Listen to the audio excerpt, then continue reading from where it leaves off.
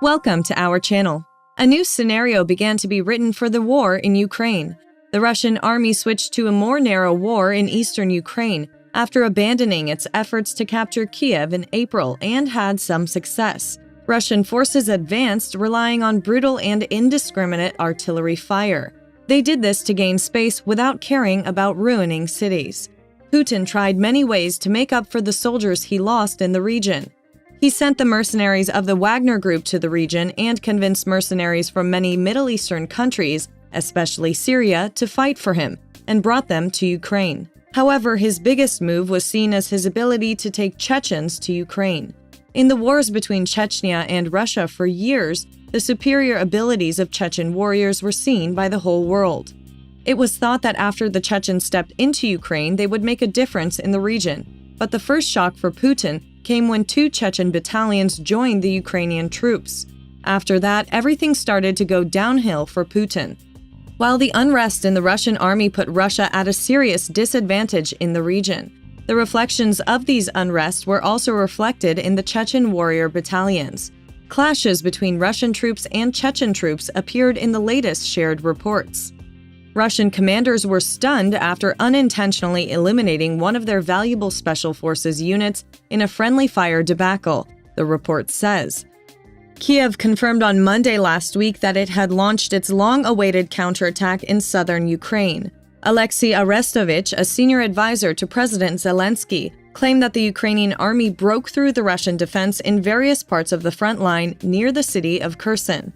But he warned not to expect a quick victory and urged people to be patient. We can see that the counterattack is a slow operation, planned to crush the enemy. Despite the breaking of news of the offensive by Ukraine's top command, reports of heavy fighting on the southern front continue to spread. And now the pressure of the situation has affected the Russian commanders, who accidentally targeted their own troops during an intense conflict with their opponents. A Ukrainian fighter claimed that a Russian officer gave an artillery unit the wrong coordinates for the attack. While even this claim is shocking, there is also the possibility that the bombing was carried out against Chechens. One of the racist commanders gave the artillery incorrect coordinates in the Kherson territory. They destroyed special units of the armed forces instead of their positions. While this goal scored by the Russians infuriated Putin, it is thought that it may be the source of the strained relations between Putin and Kadyrov in recent days. Kadyrov harshly criticized the disintegration of the Russians by the recent Ukrainian sudden raid and lashed out at the inexperienced attitude of the Russian army. Chechen leader Ramzankadyrov made remarkable statements after Ukraine announced that it captured more than 3,000 square kilometers from Russia in its counterattack in the east of the country. Kadyrov said that the Russian army needs to change tactics immediately, or he will inform Russian President Putin about the situation. Chechen leader Ramzan Kadyrov, who is known for his closeness to Russian President Vladimir Putin and has an important role in the invasion of Ukraine, made surprising statements about the course of the war. As the 7th month in Russia's invasion of Ukraine was about to expire, Kadyrov criticized the Russian army after Izium, a critical supply center in eastern Ukraine, passed to the Ukrainians in Kharkiv province. Kadyrov said that if changes are not made today or tomorrow regarding the special military operation, he will have to explain the situation on the ground to the Kremlin.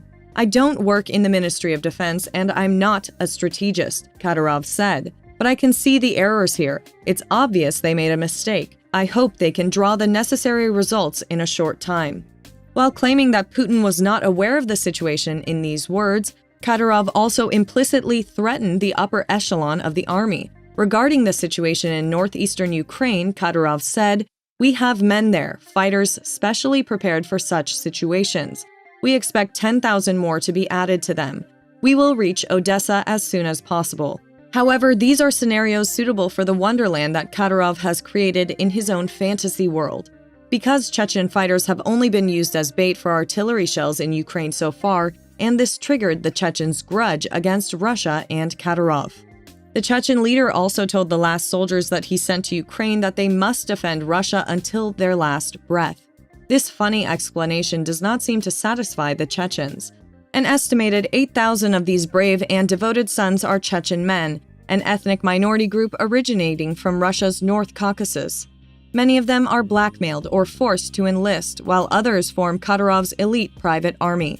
Despite these differences, all Chechens share a common history, marked by Russian colonial oppression and violence.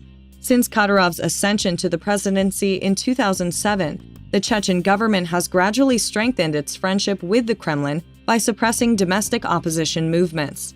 Nevertheless, the legacy of Russia's intervention in Chechnya continues to arouse anger and leads Chechens in the diaspora to take up arms with Ukrainian soldiers in a bloody struggle against Russian domination. To understand these different alliances, we turn our eyes to Chechnya's complex history and current leadership.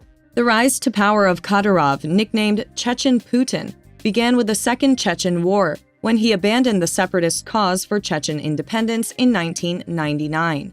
While collaborating with the Russian armed forces, Kadyrov took control of his father's brutal private militia, known as the Kadyrovtsi. Young and power-hungry Kadyrov was appointed Deputy Prime Minister of Chechnya after the still unsolved assassination of his father in 2004. Putin turned a blind eye to cruelty allegations against Chechens, such as kidnapping, torture, and assassination, as long as Kadyrov's militia worked in line with Putin's interests. In return for his unwavering loyalty to Putin, Kadyrov became the president of Chechnya in 2007. With Chechnya under the control of Kadyrov and Putin, the public rhetoric of the political elite was reversed. During his invasion of Ukraine in 2014, Putin summoned former Chechen rebels and Kadyrovtsi fighters to Russia's Death Battalion. Russia's fear-mongering of Chechen terror and religious extremism dissipated, and Chechen soldiers were instead applauded for their brave and well-publicized efforts in Putin's military operation in Donbass and Crimea. With Putin's renewed hostility, Chechen fighters returned to Ukraine, and legends of their brutality as experienced fighters began to be spoken with them. Even though Kadyrov convinced Chechen feudalists to fight Russia, numerous reports reveal that a few volunteers were threatened with signing military contracts. Their refusal to do so may result in their indefinite stay in secret prisons or the torture of family members. The Chechen Human Rights Foundation confirmed these allegations and added that even disabled people were forced to enlist in the military. These threats and intimidation tactics challenge Kadyrov's preferred narrative. Beyond their growing reputations, analysts are increasingly questioning whether Chechen military prowess extends beyond a phone screen. However, Kadyrov is supplying a new group of Chechen volunteers on a weekly basis.